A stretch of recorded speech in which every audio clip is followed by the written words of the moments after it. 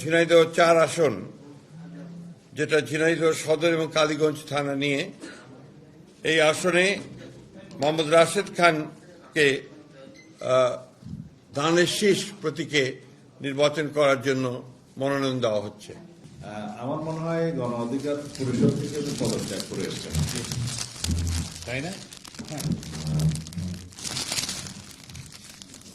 গণ অধিকার পরিষদের সাধারণ সম্পাদক জনাব মোহাম্মদ রাশেদ খান, তিনি বাংলাদেশ জাতীয়তাবাদী দলে যোগ দিচ্ছেন এবং বাংলাদেশ জাতীয়তাবাদী দল সিদ্ধান্ত নিয়েছে যে ঝিনাইদহ ৪ আসন, যেটা ঝিনাইদহ সদর এবং কালীগঞ্জ থানা নিয়ে, এই আসনে মোহাম্মদ রাশেদ খানকে ধানের শীষ প্রতীকে নির্বাচন করার জন্য মনোনয়ন দেওয়া হচ্ছে। এটা আপনার আমাদের দলের সিদ্ধান্ত, এটা আমি আপনাদেরকে জানালাম। আর সেই সঙ্গে আমি আপনার অনুরোধ করব, এই ঝিনাইদহ ও কালীগঞ্জ, ঝিনাইদহ সদর ও কালীগঞ্জ অর্থাৎ ঝিনাইদহ ৪ আসনের বিএনপির সকল নেতাকর্মীকে মোহাম্মদ রাশেদ খানের সঙ্গে কাজ করার জন্য এবং তাকে বিজয়ী করার জন্য সর্বশক্তি দিয়ে কাজ করার জন্য। এখন রাশেদ খান বলবেন, তারপরে ওটা হবে। হ্যাঁ, বলেন কিছু কথা।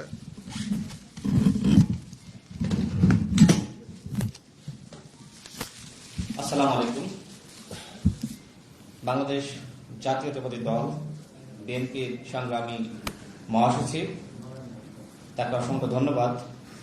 আমি মোহাম্মদ রাশেদ খান 2018 সালের কোটা সংস্কার আন্দোলন থেকে আপনাদের সাথেই ছিলাম। কিভাবে রাজপথে সংগ্রাম করেছি আপনারা সবাই জানেন, সাংবাদিক ভাইয়েরা।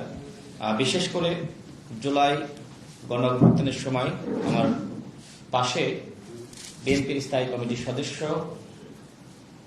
জনাব সালাউদ্দিন আহমেদ এবং আমি রাশেদ খান, গণ অধিকার পরিষদের সভাপতি নুরুল হক নূর, আমরা তিনজন একসাথে এই আন্দোলন সংগ্রাম সমন্বয় করার কাজ করার সুযোগ হয়েছে এবং আমাদের সংগ্রামী মহাসচিব যে সময় তিনি গ্রেপ্তার হন, বিএনপির সংগ্রামী মহাসচিব আমাদের সালাউদ্দিন আহমেদ ভাই, তিনি ইন্ডিয়া থাকলেও এই আন্দোলনকে যেভাবে সমন্বয় করেছেন এবং আমার ভূমিকা সম্পর্কে আসলে আমি বলতে চাই না, সালাউদ্দিন আহমেদ ভাই তিনি জানেন, তিনি বলবেন। আমি এতটুকু বলতে চাই, বাংলাদেশ জাতীয়তাবাদী দল গণমানুষের অধিকার প্রতিষ্ঠায় লড়াই সংগ্রাম করছে এবং শহীদ প্রেসিডেন্ট জিয়াউর রহমান, যাকে আমি নিজের আদর্শ হিসেবে মনে করি, বর্তমানে বিএনপির নেতৃত্ব দিচ্ছে জনাব তারেক রহমান, তিনি আমাকে অত্যন্ত স্নেহ করেন, ভালোবাসেন। ফ্যাসিবাদ বিরোধী আমল থেকে তার সাথে আমার সম্পর্ক। আমি মনে করি নতুন বাংলাদেশ গঠনে তার নেতৃত্ব দেশ এবং জনগণের জন্য অত্যন্ত প্রয়োজন। আমি বিশ্বাস করি সংস্কার, বিচার এবং সুষ্ঠু নির্বাচনের ক্ষেত্রে জনাব তারেক রহমান গুরুত্বপূর্ণ ভূমিকা রাখবেন। আমি রাশেদ খান আজকে বিএনপিতে যোগদান করেছি এবং জনাব তারেক রহমানের নেতৃত্বে ইনশাল্লাহ দেশ এবং জনগণের জন্য সংগ্রাম করে যাব, কাজ করে যাব। আসসালামু আলাইকুম। সালাউদ্দিন সাহেব কিছু বলবেন? আমি তো বলেছি, বলেন একটু। বলেন। বিসমিল্লাহির রহমানির রহিম।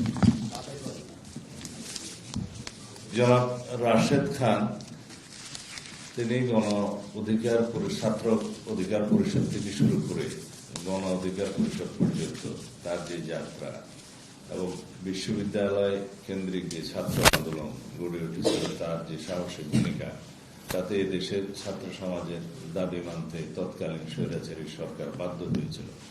সেই ভূমিকায় রাশেদ খানের নাম আমাদের ইতিহাসে জল জল করে জ্বলবে, উজ্জ্বল থাকবে।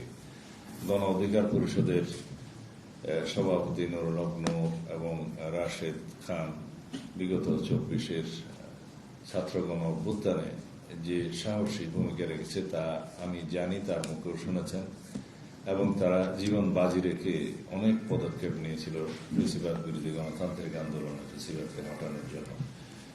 সেই অবদান ইতিহাসে লিপিবদ্ধ থাকবে।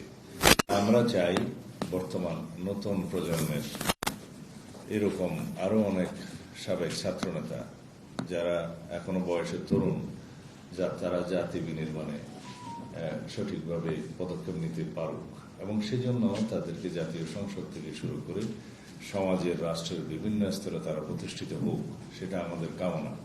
আমরা আগেও বলেছি অনেকবার, আগামীর বাংলাদেশ হবে মেধাভিত্তিক, জ্ঞান নির্ভর, প্রযুক্তি নির্ভর বাংলাদেশ, এবং সেই ক্ষেত্রে এই স্লোগানকেই শুধু স্লোগানের মধ্যে না রেখে কার্যকরভাবে আমরা যাতে এই তারুণ্যের ভাবনাকে ধারণ করতে পারি এবং মেধা ও প্রযুক্তি নির্ভর, জ্ঞান নির্ভর বাংলাদেশ গড়তে পারি, সেই লক্ষ্যেই আমরা রাশেদ খানকে আমরা স্বাগতম জানাচ্ছি, অভিনন্দন জানাই আজকে তার এই সিদ্ধান্ত।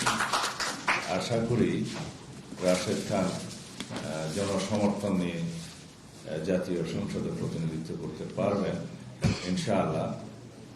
তো সেই ক্ষেত্রে তার ভূমিকা আগামীর বাংলাদেশে সর্বক্ষেত্রে ব্যাপকভাবে অবদান রাখতে পারবে বলে আমার মনে হয়। আবারও স্বাগত জানাই জনাব রাশেদ খান। একটু দাঁড়ান। আমার মনে হয় গণ অধিকার পরিষদ থেকে পদত্যাগ করে এসছেন, তাই না? হ্যাঁ।